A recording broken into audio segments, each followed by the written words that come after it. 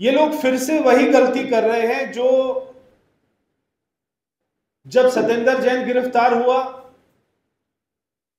और उनसे सवाल पूछे जा रहे थे कि हवाला में 16 करोड़ रुपए कहां गए, तो उन्होंने कहा हमने स्वास्थ्य में बहुत अच्छा काम किया। उसके बाद मनीष सिसोदिया जी गिरफ्तार हुए तो उनसे पूछा शराब पॉलिसी, उन्होंने कहा मैंने शिक्षा में बहुत अच्छा काम किया। आज जब दिल्ली के मुख्यमंत्री के ऊपर में जांच आई है तो वो कह रहे हैं कि हमने जेपीसी की मांग करी है। तो बार बार ये गलती करते हैं कि इनसे फिजिक्स का सवाल पूछा जाता है और ये उसका आंसर केमिस्ट्री का देते हैं।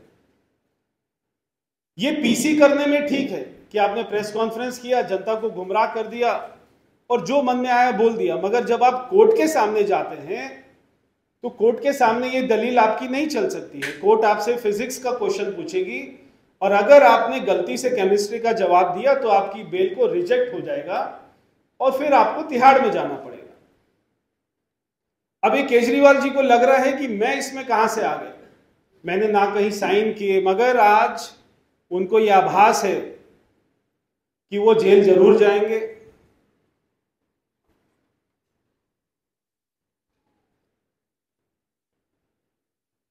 आज केजरीवाल जी ने कहा इसमें तो कोई घोटाला ही नहीं हुआ, शराब का कोई घोटाला नहीं है। अगर शराब का कोई घोटाला नहीं है तो आपने सुप्रीम कोर्ट जाकर ये क्यों कहा कि हम इस घोटाले में सहयोग करेंगे? आपने वहां पर क्यों नहीं कहा कि ये कोई घोटाला नहीं? आप जब सुप्रीम कोर्ट जाते हैं तो वहां पर ये कहते हैं कि जो घोटाला हुआ है हम उसमें सहयोग करेंगे जांच में।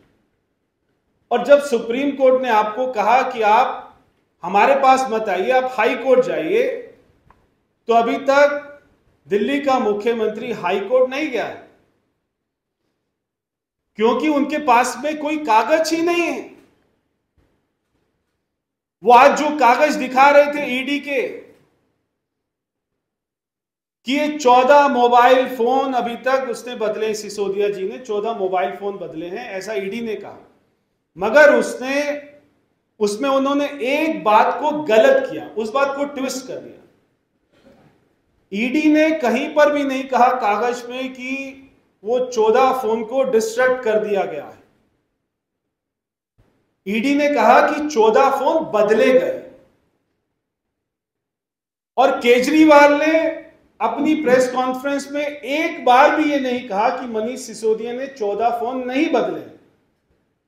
वो इस बात को मोटा मोटा मानते हैं कि हाँ, मनीष सिसोदिया ने 14 फोन उनके पास थे और उन्होंने 14 फोन बदले। इसके जवाब में केजरीवाल कहते हैं कि 5 फोन तो ईडी ने पकड़ लिए और 9 फोन हमारे वॉलंटियर्स के पास है। अगर आपके वॉलंटियर्स के पास है और ईडी अपनी जांच में उनका सारा IMEI नंबर उसको मेंशन कर रही है, तो आप अपने वॉलंटियर से मंगवा के ईडी को क्यों नहीं दे देते? वो सारे फोन तो ईडी ढूंढ रही है, कहां है फोन, और आप कह रहे हैं मेरे वॉलंटियर्स के पास है। आप सारे मीडिया, सारे लोग जो हमारे दिल्ली के मुख्यमंत्री के स्टाफ के बारे में जानते हैं कि जो 9 साल से उनकी गाड़ी चलाता है वो शख्स कौन है, जो उनका प्राइवेट सेक्रेटरी है वो कौन है, ये सभी जानते हैं। आपके पास में उनके स्टाफ के जितने भी मोबाइल नंबर होंगे पिछले 9 साल से, वो सारे मोबाइल नंबर 15-15 बार बदले जा चुके हैं। उनके ड्राइवर का, उनके प्राइवेट स्टाफ का, प्राइवेट सिक्योरिटी का, PS का, उनके साथ जितने भी लोग आम आदमी पार्टी के समय से उनके साथ में चल रहे हैं, अगर आप देखेंगे तो उनके सारे फोनों को, जिन जिन फोन से अरविंद केजरीवाल जी विजय नायर से बात करते थे, दिनेश अरोड़ा से बात करते थे और अपना समीर महेंद्रू से बात करते थे, वीडियो कॉल करते थे, फेस टाइम करते थे, उन सारे फोनों को श्रीमान अरविंद केजरीवाल सारे फोनों को डिस्ट्रॉय कर चुके हैं।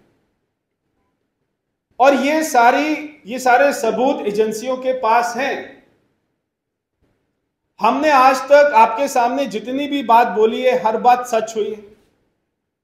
हमने के कविता का नाम लिया तो उसका नाम आया, 6 महीने बाद आया, मगर उसका नाम आया।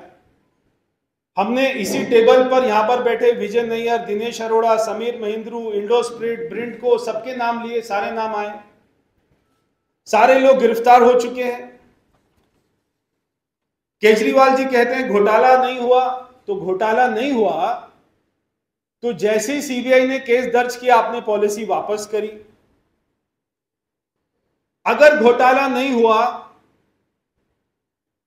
तो हमारे मनीष सिसोदिया की बेल को कोर्ट ने रिजेक्ट क्यों किया, इस बात का कोई जवाब दे।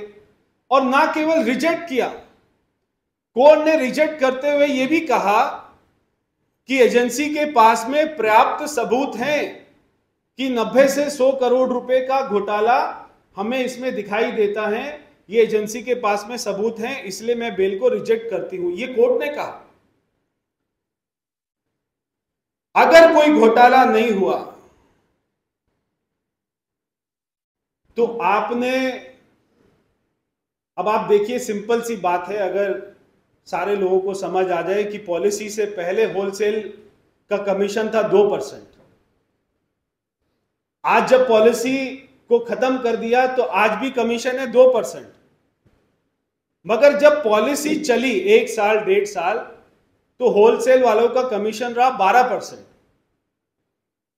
तो आज से 1.5 साल पहले जो लोग 2% पे काम करके खुश थे और आज जो लोग 2% पे काम करके खुश हैं कमीशन लेकर, वो पिछले 1.5 साल में 12% कमीशन क्यों पा रहे थे?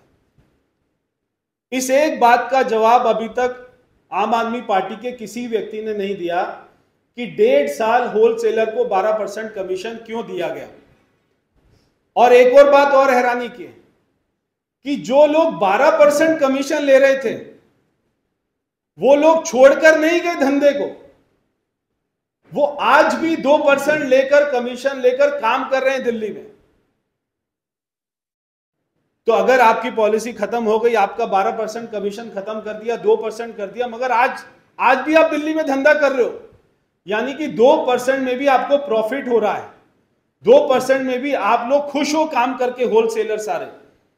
तो जब 12% आपको कमीशन दिल्ली सरकार ने किया तो उसमें से 6% दिल्ली सरकार को कैश के रूप में जाता था, इसलिए 12% कमीशन हुआ। अगर घोटाला नहीं हुआ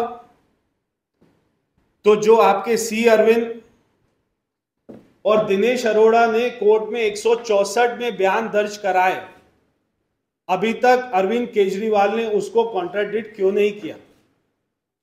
क्यों अरविंद केजरीवाल ने एक बार भी ये नहीं कहा कि वो जो बयान दर्ज कराए गए हैं, सी अरविंद जो उस समय मनीष सिसोदिया का प्राइवेट सेक्रेटरी होता था, जो दिल्ली सरकार में दानिश ऑफिसर है, उसने जो 164 में बयान दर्ज कराए, अभी तक दिल्ली के मुख्यमंत्री ने उसको कॉन्ट्राडिक्ट एक बार भी नहीं किया।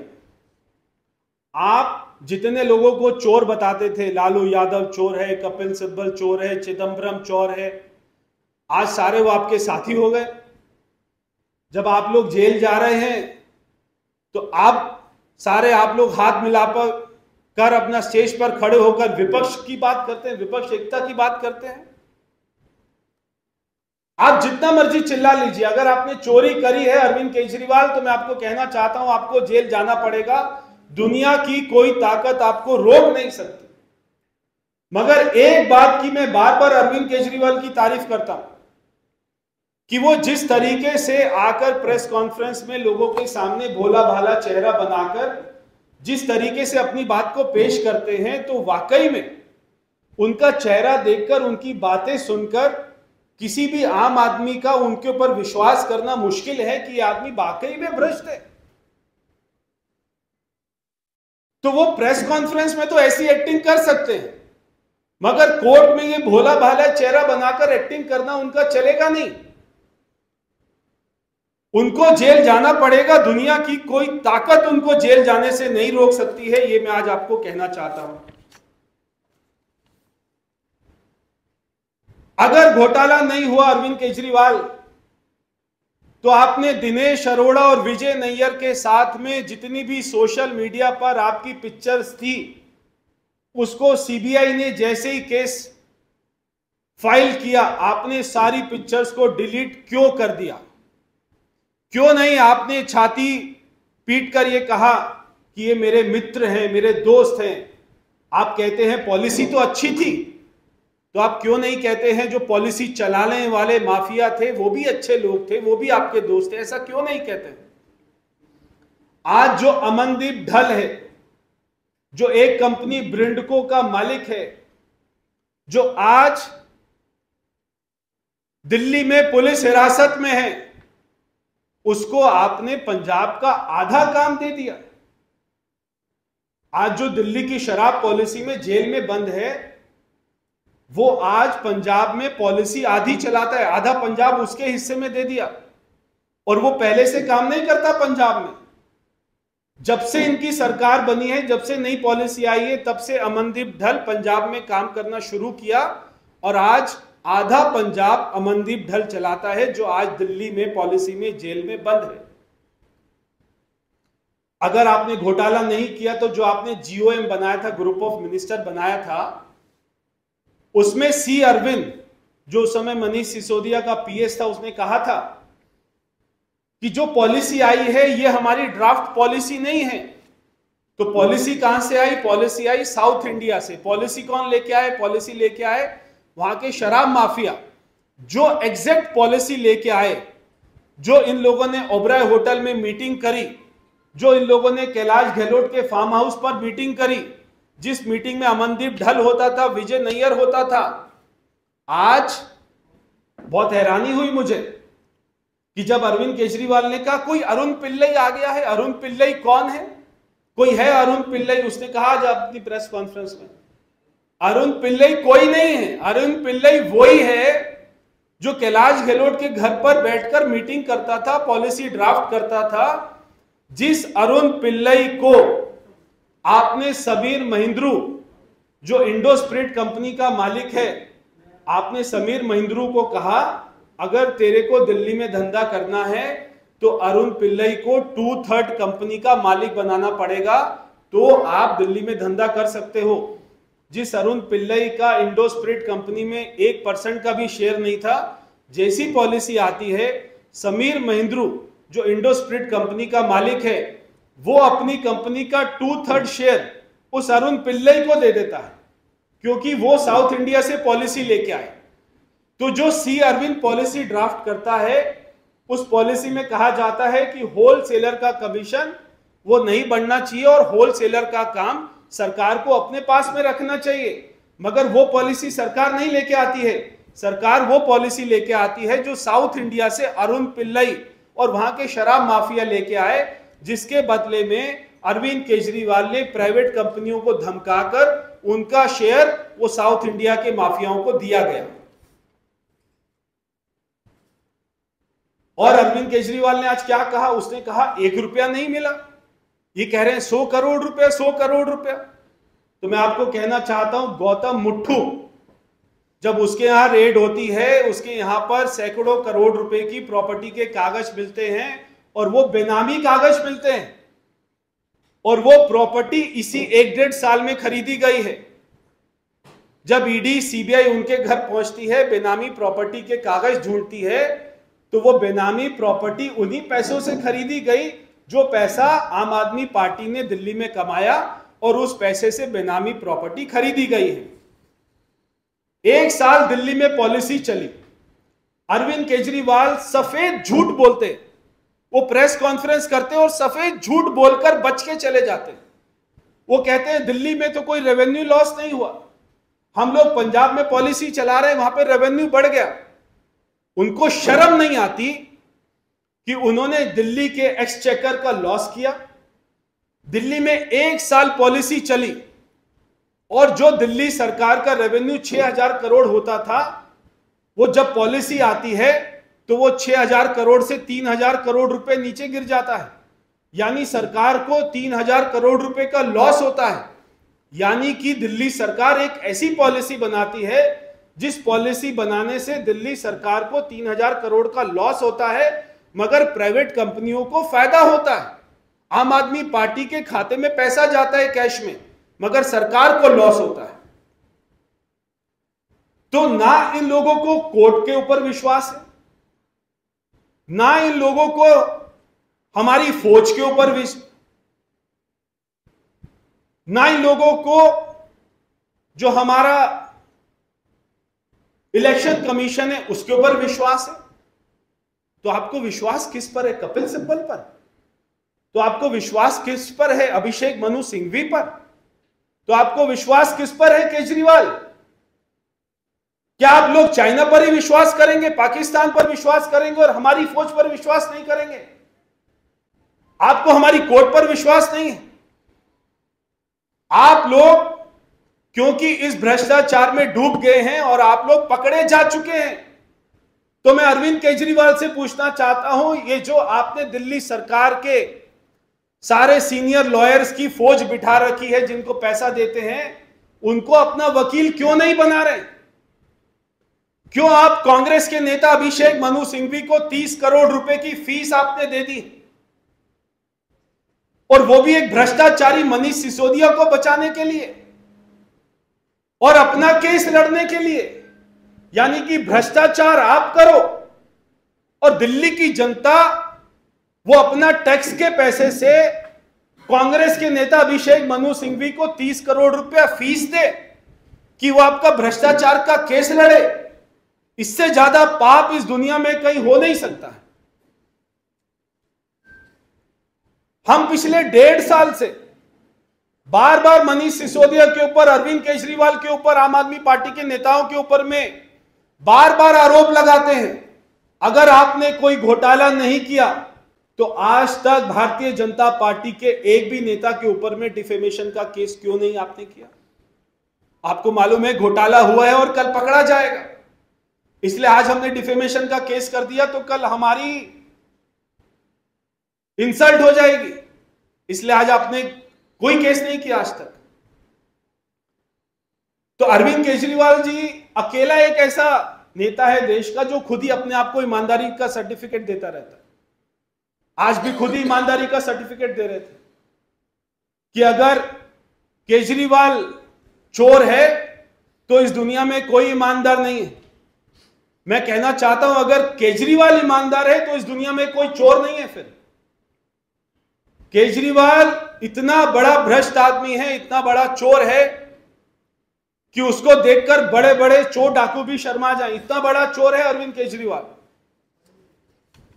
और अगर अरविंद केजरीवाल को कोई पॉलिसी की बात या करप्शन की बात कोई अभी तक समझ नहीं आती है तो मैं अरविंद केजरीवाल जी को कहना चाहता हूं, आप थोड़ा सा मुझे समय दीजिए। मैं आपके घर आता हूं डॉक्यूमेंट्स लेकर और आपको समझाता हूं कि कहां करप्शन है। आपको समझ नहीं आ रहा, कल आप जाएंगे सीबीआई के पास में, जो आप जवाब दे रहे हैं उससे सीबीआई आपको तिहाड़ जेल भेज देगी। मैं आपको समझाता हूं करप्शन कहां हुई है। आप ऐसे गुमराह बन जाते हैं, ऐसे भोले भाले बन जाते हैं। अगर आपको विश्वास नहीं है, अगर आपको समझ नहीं आ रहा है कि करप्शन क्या है, तो मैं आपको सारे कागज लेके आता हूं और आपको समझाता हूं कि करप्शन कहां हुई।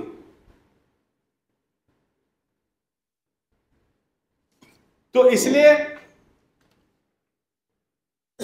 आज एक बात स्पष्ट है कि अगर दिल्ली सरकार के 2 बड़े मंत्री जेल जाते हैं, सत्येंद्र जैन और मनीष सिसोदिया, और हम सभी जानते हैं कि चाहे आम आदमी पार्टी है, चाहे दिल्ली सरकार है, चाहे पंजाब सरकार है, चाहे कोई मंत्री बनाना है, चाहे कोई अपना राज्यसभा का सांसद बनाना है, अरविंद केजरीवाल के बिना आम आदमी पार्टी में और दिल्ली सरकार में पत्ता भी नहीं हिल सकता है।